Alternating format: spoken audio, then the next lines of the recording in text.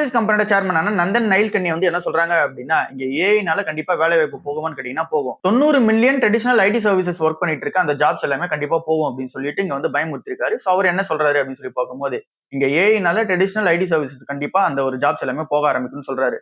அதுல வந்து இந்த ஃப்ரண்ட் அண்ட் டெவலப்பர்ஸ், அப்புறம் இங்க குவாலிட்டி அனலிஸ்ட், அப்புறம் இங்க ப்ராசஸ் அண்ட் நீங்க நிறைய சாஃப்ட்வேர் இன்ஜினியர்ஸோட ரோல் பத்தி இங்க வந்து பேசியிருக்காரு. சோ அவங்களோட ரோல்ஸ் எல்லாம் கண்டிப்பா வந்து போகுதான சான்சஸ் ஹெவியா வந்திருக்கு. அவங்களோட ஜாப்ஸ் எல்லாம் ரிஸ்க்ல இருக்கதா வந்து சொல்றாரு. புதுசா இங்க என்ன மாதிரியான ரோல்ஸ் எல்லாம் ஹையர் பண்ணுவாங்க அப்படின்னு சொல்லி அவர் சொல்றாரு அப்படின்னா ஒரு 5 ரோல் வந்து சொல்றாரு. அது என்னன்னு சொல்லி பார்க்கும்போது AI engineers, AI forensic analyst, forward deployed engineers, agentic workflow architects, data annotators இவங்க மேல அதிகமான ஜாப்ஸ் வந்து இருக்கும் அப்படின்னு சொல்லி இவங்க வந்து சொல்றாங்க.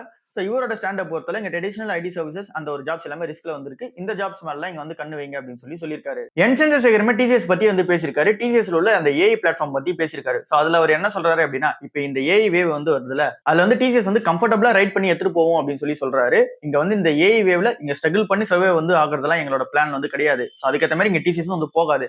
இங்க டிசிஎஸ் கம்பெனியை பொறுத்தல இந்த ஏஐ வேவ்ல இங்க கம்ஃபர்டபிளாவே வந்து நாங்க ரைட் பண்ணி எடுத்துட்டு போவோம்னு சொல்றாரு. இது எப்படி அவர் வந்து ஸ்ட்ராங்கா பிலீவ் பண்றாரு அப்படின்னா, இங்க ஏஐ வேவ் வந்து வந்தாலுமே இங்க கம்பெனிஸ் எல்லாருமே இங்க ஏற்கனவே இந்த ட்ரெடிஷனல் ஐடி சர்வீசஸ் தான் வந்து யூஸ் பண்ணிட்டு இருக்காங்க. அதுல மெஜாரிட்டி ஆஃப் த கிளைண்ட்ஸ் வந்து டிசிஎஸ் கம்பெனி கிட்ட வந்து இருக்காங்க. அப்படி இருக்கும்போது இங்க புதுசா வளர்ந்துட்டாரு இங்க ஏஐ கம்பெனிஸ் எல்லாருமே இங்க ப்ரொபோசல் கொடுத்து இந்த கிளைண்ட்ஸ் எல்லாமே பிடிக்க பார்த்தாலுமே அவங்களுக்கு அந்த ஒரு கிளைண்டோட எக்ஸாக்ட் நீட் என்ன அப்படின்னு சொல்லிட்டு வந்து தெரியாது. இந்த ஏஐ டூலுக்கான நீட் கண்டிப்பா வந்து இருக்கும். பட் ஆனா அது எக்ஸாக்டா எப்படி இருக்கும் அப்படின்றது வந்து தெரியாது.